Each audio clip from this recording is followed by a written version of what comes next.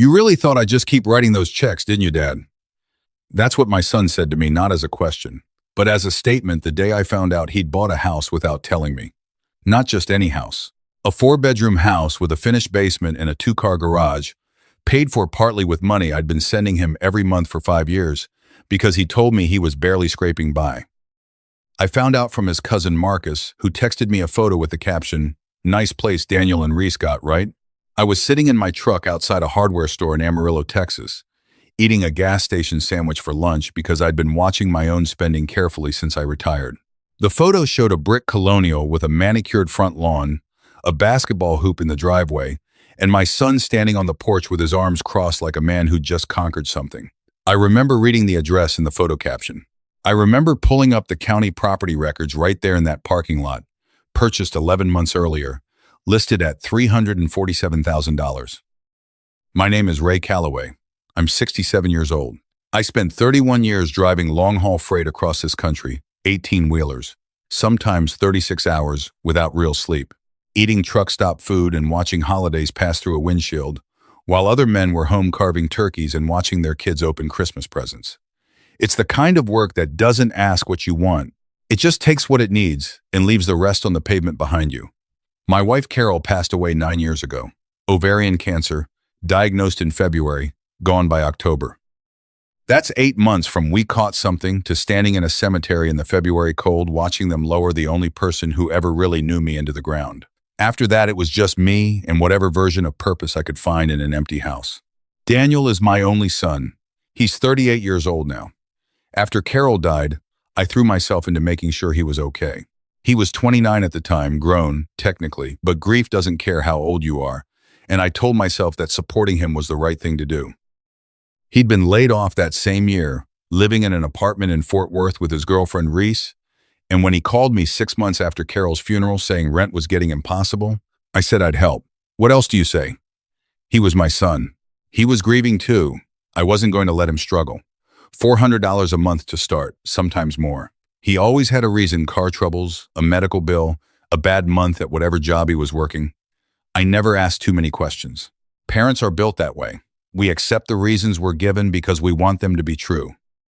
Because the alternative that your child is letting you carry weight they're perfectly capable of carrying themselves is a thought most parents refuse to pick up off the floor. 5 years of transfers, 50-some-odd months of telling myself it was temporary. I sat in that truck for a long time after I saw Marcus's text. The sandwich went uneaten. I didn't feel angry right away. It was more like the sensation of standing in a room you thought you knew and realizing the furniture's been rearranged in the dark. Disorienting before it's painful. That night I called Daniel. He picked up on the second ring. "Hey Dad, what's up?" The casual tone of it landed wrong. No question in his voice. No awareness. I said, "I saw a photo of your house today." The silence that followed told me everything before he said a single word. "Marcus sent it," I continued. "Nice place, 4 bedrooms," he exhaled. "Dad, I can explain." "I'm not asking you to explain yet. I just want to know one thing." I kept my voice steady the way you learn to when you've driven through 40-mile-an-hour crosswinds at 2 in the morning. Calm is sometimes the only thing between you and the ditch. "When were you planning on telling me?" Another pause. "We were going to tell you soon." "You bought it 11 months ago, Daniel." "Nothing. That's not soon. That's almost a year of deciding not to." He shifted into a different register, then not apologetic, but explanatory, which is a particular kind of frustrating. He told me they'd gotten a good deal, that the timing was right, that Reese's parents had contributed to the down payment. He said they didn't want to make a big announcement until they were settled. He said he knew I'd have questions. What he didn't say was the thing I needed to hear. He didn't say, "And I knew I should have told you to stop sending money once we were stable enough to buy a house." I asked him directly, "Daniel, if you two had enough to purchase a $347,000 home, why was I still sending money every month?" The pause before his answer lasted long enough that I could hear Reese say something in the background. Then he said, "Dad, we still have expenses. A mortgage is a big commitment." I actually laughed. Not the laugh of a man who finds something funny. The laugh that comes when a truth becomes too large to hold in silence. I told him I needed a few days to think. We hung up. I sat in my kitchen, the same kitchen where I'd eaten alone for 9 years, where I'd called him from after his mother's diagnosis, where I'd cried on the phone with him the night before her funeral, and I tried to make sense of what I was feeling. The next morning, I called my old friend Terrence. We'd driven routes together for 12 years before he retired. He's the kind of man who doesn't soften things, not because he's unkind, but because he respects you enough to tell the truth. I told him everything. He was quiet for a moment.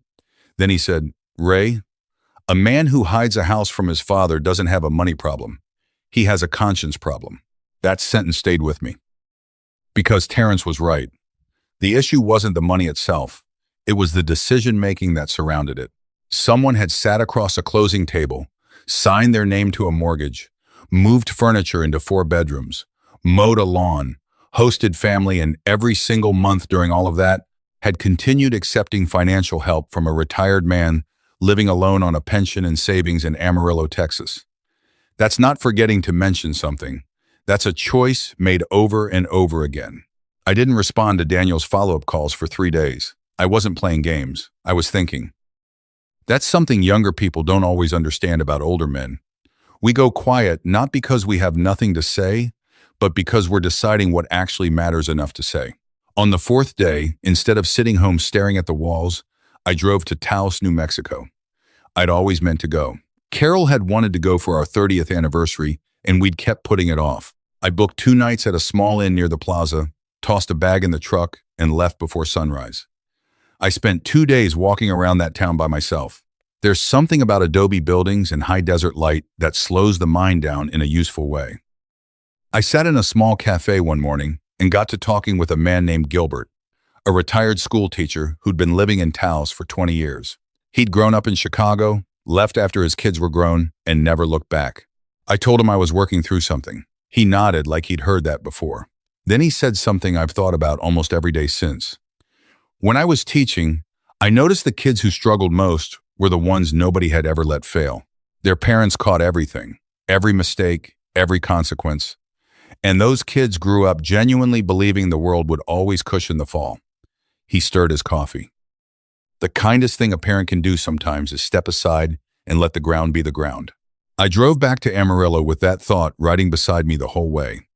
When I got home, I opened my laptop and pulled up 5 years of bank statements. I'd never actually added it up before. I think part of me hadn't wanted to. Numbers have a way of making things impossible to dismiss. When I finished, I sat back in my chair and just looked at the total for a long time. Enough to have replaced my truck twice over. Enough to have taken Carol to Italy, Portugal, and Greece, all 3 trips she'd put on her list that we never got to. Enough to have covered the knee surgery I'd been delaying because I was watching the budget. The next morning, Daniel called again. I answered. "Dad, are you okay?" You went quiet on me. "I'm fine," I said. I took a little trip, had time to think. I've been worried. I noticed he didn't ask where I'd gone. "Daniel, I want to ask you something, and I'd like an honest answer." "Okay. At any point in the last 11 months after you signed on that house, after you got the keys, after you moved in, did it occur to you to call me and say, 'Dad, we're on solid ground now, you can stop sending money'?" The silence lasted several seconds. "I didn't think about it that way," he said finally. "How did you think about it?" "I guess. I figured it wasn't hurting you." I let that sit. Then I said, "Son, I've been delaying a medical procedure because I'm managing my money carefully in retirement. I haven't replaced my water heater in 3 years even though it needs it. I brought my own lunch to the hardware store yesterday because I'm watching what I spend." I paused. "I was doing all of that while sending you money every month because I believed you needed it." The quiet that followed was a different kind of quiet than the earlier silences. Less defensive, more like something shifting. "Dad, I'm not calling to fight with you," I said. "I just need you to understand what I understood when I saw that photo." We ended the call without resolution, but something had moved. 3 days later, Reese called me. I'll be honest, I almost didn't answer. Reese and I had always been cordial, but not close. She was pleasant in the way people are pleasant when they're making an effort, rather than when it comes naturally. But what she said surprised me. "Ray, I want to apologize." Her voice was measured but sincere. "When Daniel and I were going through the process of buying the house, I told him he should call you. I told him more than once. I'm not saying this to throw him under the bus. I'm saying it because I want you to know I understood it was wrong. I wasn't expecting that. I appreciate you telling me that, Reese. He's not a bad person, she said. But he has a hard time with certain conversations. He avoids things that feel uncomfortable. And I think, she paused, I think he avoided this one for too long. After we hung up, I sat with that for a while. It's strange how honesty from an unexpected source can clarify things that felt muddy. A week passed, then two. I had not sent the monthly transfer. I didn't announce it, didn't send a message explaining. I simply didn't do it. On the 14th day, Daniel called. Dad, the transfer didn't come through. I know, I said. Is something wrong with your account? No, I said. Nothing's wrong with the account. Quiet. Then why? Because I spent some time with 5 years of bank statements, Daniel, and I realized something. The arrangement started when you needed a bridge. But somewhere along the way, it became part of your monthly budget. And a man with a 4-bedroom house and a 2-car garage doesn't need his retired father bridging anything. The response came in layers. First confusion, then defensiveness, then something that edged toward frustration. He told me the mortgage was more than he'd expected. He told me expenses were real. He told me he wasn't asking me to fund his lifestyle, just to help with the gaps. I said quietly, Son, I love you. But the gaps are yours to fill now. He didn't take it well. The call ended badly, not with anger exactly, but with a coldness that can sometimes feel worse. A few days later, I received a text from him that said simply, I don't understand why you're punishing me. I typed back just one line. I'm not punishing you. I'm finally letting you stand on your own. He didn't respond. The weeks after that were both harder and easier than I expected. Harder because silence from your only child has a particular weight to it. It follows you into every room, sits beside you at dinner, wakes you up at 3 a.m. for no reason. Easier because for the first time in 5 years, I wasn't carrying a quiet shame I hadn't known was there. The shame of suspecting something was wrong, but choosing not to look at it too closely. I started doing things I'd been putting off. Got the knee looked at, replaced the water heater. Signed up for a woodworking class at the community center on Tuesday evenings, something I'd thought about for years and never made time for. The instructor was a retired aerospace engineer named Hector, who moved through sawdust and power tools with the patience of a man who'd spent decades solving complicated problems one careful step at a time. The other people in the class were mostly my age or older. A retired postal worker named June. 2 brothers in their 70s who'd grown up building things with their father and wanted to get back to it. We'd stay an extra 20 minutes after class sometimes, just talking. The kind of talking that doesn't need to go anywhere in particular. I'd forgotten what that felt like. Meanwhile, I heard things through the family network, not gossip exactly, just the information that travels naturally through a family tree. I heard that Daniel and Reese had put the basketball hoop on Facebook Marketplace. I heard that a vacation they'd been planning got canceled. I heard from my sister-in-law that Daniel seemed stressed. I didn't gloat. I want to be honest about that. There's a version of this story where the father quietly celebrates every sign of struggle, and that's not who I am. I wasn't glad he was under pressure. I just understood, finally, that the pressure had always been there. I'd just been absorbing it for him before it could teach him anything. About 2 months after I'd stopped the transfers, Daniel showed up at my house on a Saturday morning, unannounced. I saw his car in the driveway from the kitchen window and felt my chest do something complicated. I let him in. We stood in the living room for a moment, neither of us knowing quite how to begin. I should have called first, he said. It's all right, I said. Sit down. He looked around the house the way people do when they're seeing a place with new eyes. The house his mother had picked out. The house I'd almost lost twice. Once during a rough stretch in my 50s, and once after Carol died and I couldn't face paperwork for almost a year. The house that represented, without Daniel knowing most of it, 30 years of decisions made with him in mind. He sat on the couch. I sat across from him. Dad, he started, then stopped.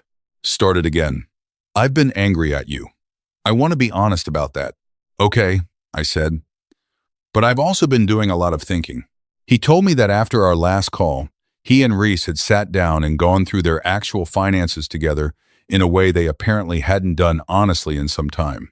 He didn't give me every detail, but what emerged was a picture he wasn't proud of. Credit card balances they'd been managing poorly. Subscription costs they'd stopped noticing. Spending habits built on the quiet assumption that if things got tight, there was always a backstop. That backstop had been me. I didn't think of it as taking advantage of you, he said. I want you to know that. I thought of it as, he searched for the word. A family thing, like it was just how we operated. I nodded. I know. And for a long time I let it be that. That's on both of us. He looked up at me. Why did you let it go on so long? It was a fair question. I thought about it honestly before I answered. Because I missed your mother, I said finally, and taking care of you was the closest thing I had to a purpose. I didn't want to examine it too closely because if I did, I'd have to admit that some of what I was doing was for me as much as it was for you. The room got very quiet. Then Daniel said something that surprised me. He got up, went to his car, and came back with a manila envelope. Inside was a printed spreadsheet. He set it on the coffee table in front of me. Reese helped me put this together, he said. It was a repayment plan, 12 months, fixed amount each month, adding up to a significant portion of what I'd sent over the years. Not all of it, neither of us was naive enough to think that was realistic, but enough to mean something. You don't have to do this, I said. I know I don't, he said. That's why I'm doing it. I looked at the spreadsheet for a long time. Then I looked at my son. He was 38 years old and sitting on the edge of the couch like he was 12, hands clasped, watching me for a reaction. In that moment, I could see both versions of him simultaneously. The little boy who used to fall asleep in the truck cab on the rare occasions he rode with me on short hauls. And the man in front of me now, figuring out, late, what accountability actually looks like when you choose it instead of having it forced on you. I slid the envelope back toward him. Put that money in an emergency fund instead, I said. One you actually fund. So the next time something goes sideways, you handle it. He looked at me for a long moment. Are you sure? I'm sure, I said. That's worth more to me than the money. We didn't hug. We're not that kind of family, never have been. But he stayed for 3 hours that afternoon. I made sandwiches. We watched the last half of a baseball game. We talked about his mother for the first time in years, really talked. Not the careful, surface-level way we usually handled it, but honestly, including the hard parts. He told me he'd been angry at her for dying, which was something he'd never said out loud before. I told him I had been too. We both sat with that for a while. When he left, he shook my hand at the door. Then he stopped on the porch step and turned back. Dad, I have a question, and I need you to be straight with me. Go ahead. Do you think I'm a good person? I didn't answer immediately, because he deserved a real answer and not just a reflex.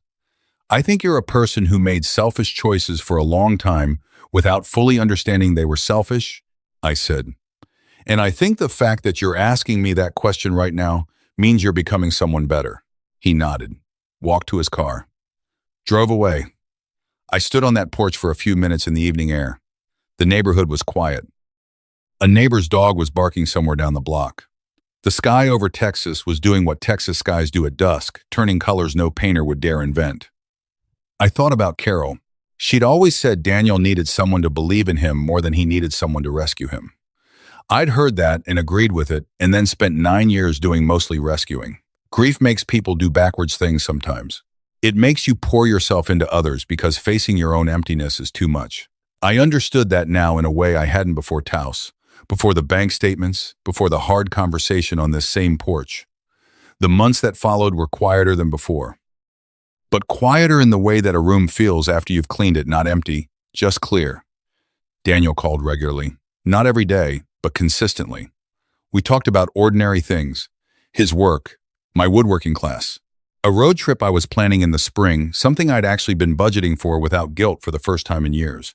He told me about projects at his job, frustrations with his boss, small victories. He told me Reese had started taking a bookkeeping course online. He told me they'd paid off one of the credit cards. None of it was dramatic. Real change rarely is. It doesn't arrive in speeches. It shows up in the small, steady choices people make when they stop waiting for someone else to make them. In the spring, I drove up to Colorado. Spent a week in a cabin outside Durango, the kind of place with no cell service we're speaking of, a creek out back, and mornings so clean and cold they make you feel like a younger version of yourself. I hiked trails I hadn't had the knee for in years. I cooked my own meals. I read 3 books. I sat outside in the evenings and watched the sky go dark and thought about what it means to have enough. Not enough money. Enough life. On the last evening before I drove back to Texas, I called Daniel. His voice was lighter than it had been in a long time. He told me he'd been thinking about visiting, actually visiting. Not needing anything, just coming to see me. I'd like that, I said. Maybe I could take you out to dinner this time, he said. That, I told him, would be a first. He laughed. A real laugh. Not the careful, surface-level version I'd gotten used to. On the drive home the next morning, heading south through the high desert with the windows down and a country radio station fading in and out, I thought about something Terrence had said when I called him after Daniel's visit. I'd told him about the spreadsheet, about the afternoon on the couch, about the handshake at the door. Terrence had said, "Sounds like the boy's finally carrying his own weight." "Starting to?" I'd said. "That's all you can ask." He was right. It is all you can ask. You can't carry your children forever. You can't love someone into maturity. You can't sacrifice your own dignity trying to spare them the consequences of their choices. All you can do, all any of us can do, is hold the line long enough for them to realize they were capable of standing on their own side of it the whole time. My knee doesn't ache the way it used to. I sleep better than I have in years. Some Tuesday evenings, I stay late at the woodworking class and talk with Hector and June and the two brothers until the building locks up around us. And on the drive home, I feel something I'd forgotten was available to me. Not happy exactly. Something quieter and more lasting than that. Something like peace with how things turned out. Peace with who I am after everything I gave and everything I finally decided to keep for myself. If you've been carrying something that wasn't yours to carry forever, I hope this story speaks to something in you. Maybe you're a parent who's been saying yes so long you've forgotten what you gave up to do it. Maybe you're the one who needs to hear that holding the line isn't cruelty. It's the most honest form of love there is. Take care of yourselves, and take care of the people who earned it. Sometimes the most loving thing a father can do is put down the rope he's been holding for years. Ray didn't stop helping Daniel out of anger. He stopped because real love includes believing your child is capable of standing without you. When we finally let the people we love carry their own weight, we give them something money never could, the quiet confidence of knowing they can. A small note for you, this story was created and fictionalized by AI, crafted to bring you a moment of meaningful entertainment while sharing a life lesson worth carrying with you.